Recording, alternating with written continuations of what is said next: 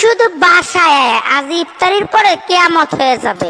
নান্টু ঘটক আপনার ছবি দেখাইছে, আপনাকে আমার পছন্দ হয়েছে, আমি বিয়ে করতে রাজি। ভাবে চলতে থাকলে পুরুষ তো আর পুরুষ থাকবে না, মেয়ে মানুষ হয়ে যাবে।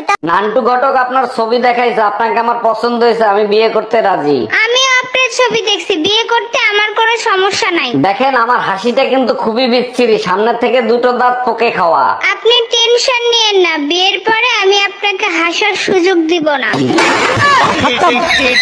রমজান মাসে প্রচন্ড ভয়ের ভিতর থাকি। ভয় পাওয়ার কিছু নাই, রমজান মাস ইবাদতের মাস, এই মাসে শয়তান থাকে না। ওই ভয়টাই তো পাচ্ছি, ফেরেশতা শয়তান ভেবে তোমারে উঠে না নেয়। তুই শুধু বাসায় আয়, আজ ইফতারির পরে কিয়ামত হয়ে যাবে।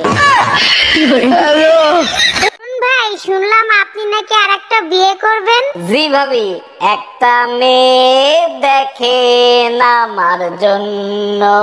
অবশ্যই দেখবো, বলেন কিরকম মেয়ে চাচ্ছেন আপনি? সুন্দর হবে, সুশীল হবে, রাগ থাকবে সামান্য।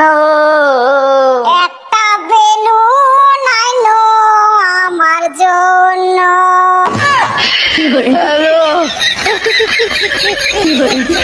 নুরুল সাহেব, বাচ্চাকে বাঁচাতে পেরেছি, বাচ্চার মাকে রাখতে পারিনি। ও doctor, thank you so much, একসাথে দুইটা গুড নিউজ দেওয়ার জন্য।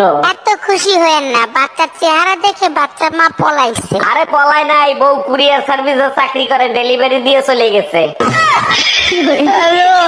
এই টুম্পা, কই তুমি? শিগগিরই দিয়ে এসো, পাশের বাড়ির বউ শাশুড়ির ঝগড়া লাগছে।